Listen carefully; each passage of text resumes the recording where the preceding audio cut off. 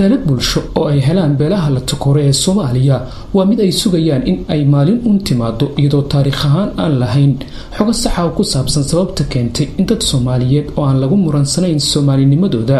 laga gaar yeelo bulshada inteeda kale gaar ahaan marka laga hadlayo guurka iyo shaqooyinka. Ugaas Ibraahim Geedi Showkali waxa uu ka soo jeedaa mid ka mid ah beelaha la haybsooco waxa uu la wadaagay sheeko xanuun badan oo wiil uu adeer u yahay ku dhacday dhamaadkii sanadkii hore taas oo ahayd in gabadh uu jeclaaday markii ay u dooneen kadib reerkii gabadha laga doonay ay ogaadeen in wiilka gabadhooda guursaday uu ka soo jeedo beelaha la takooro taasina ay keentay in loo diido. beesha anugu maartaan hoggaanka u ahay ayaa maartay gabar iyo wiil heshiiyeen markay heshiiyeen gabartii wiilkii Suuriyan ka geeyay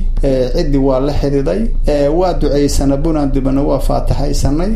markaan ka sii baxayno meeshan waxay naga kala baxayna baaburan la keensaday gabartii baa lagu ritay 7 maalmood silsilad geed lagu la xiray waxaana la yiri adeer waxaad guursatay niman ku geeyin ay baa lagu geliyay hadda islaamkana kuma fiicna oo sabab dadka Soomaaliyeed meel ka soo joogan dhaqan islaam ah jira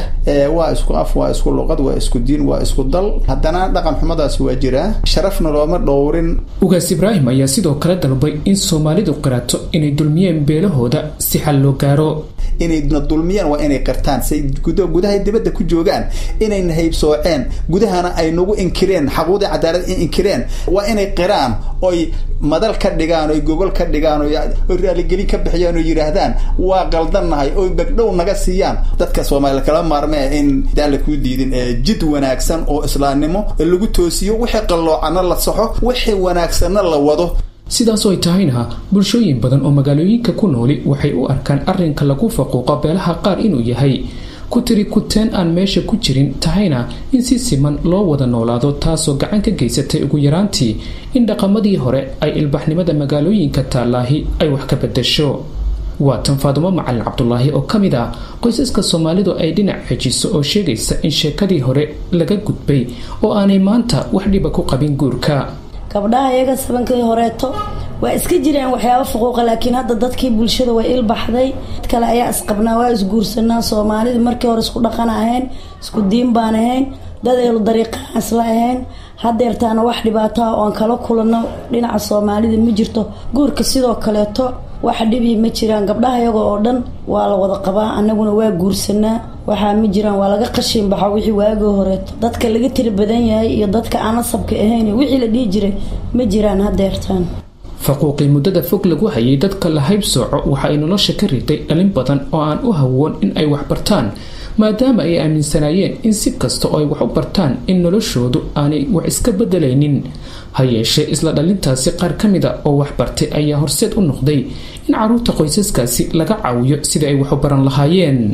waa kan Yuusuf Xayle oo ah xildhibaan iyo wasiir ka soo jeeda beelahaasi oo ka hadlaya sida marka qofka uu wax barto aanay u dhici karin in laga gaar yeelo bulshada inteeda kale isagoo sheegay inay hadda gacanta ku hayaan boqolaal arday oo dugsiyada magaalada wax ka barta. bulshada haddii ay wax barato awalan iyada wax istarto marka waxaan ku dooranay in bulshada wax la baro oo loo istaago ruuxa markii loo baahdo waxa loogu baahan karaa inuu wax bartay marka meesha anaga ka galna bulshada waxay tahay amba dadka ahalka u nahay ama dadka mas'uuliyadooda hayna waxay tahay in aan wax barno dad gaarayo ilaa 480 arday ayaan iskuul geynay anagoo kaashanay ganacsato Soomaaliyeed iyo rag dawladda ku jiraba ruuxa haddii uu wax barto haddii uu dhakhtar noqdo waa loo baahan yahay haddii uu macallin noqdo waa loo baahan yahay haddii injineer uu noqdo waa loo baahan yahay marka waxaan ku fikirnay bulshadan waxay horumar ku gaari kartaa amba ay ummadda wax ula qaybsan kartaa in loo baahdo marka haddii ay wax bartaan waxaad isleedahay wax badan oo markii hore la faquuqi jiray ama dhinaca la isaga xijin jiray way dhamaanayaan way helaysaa ruux hadduu wax barto oo dhakhtar yahay ma la dhahayo moogtahay dhakhtar ninkaan ma ii daaweynay sidoo reerkaasaa tahay waa nin loo baahan yahay. Ibraahim Maxamed Aadan BBC Muqdisho.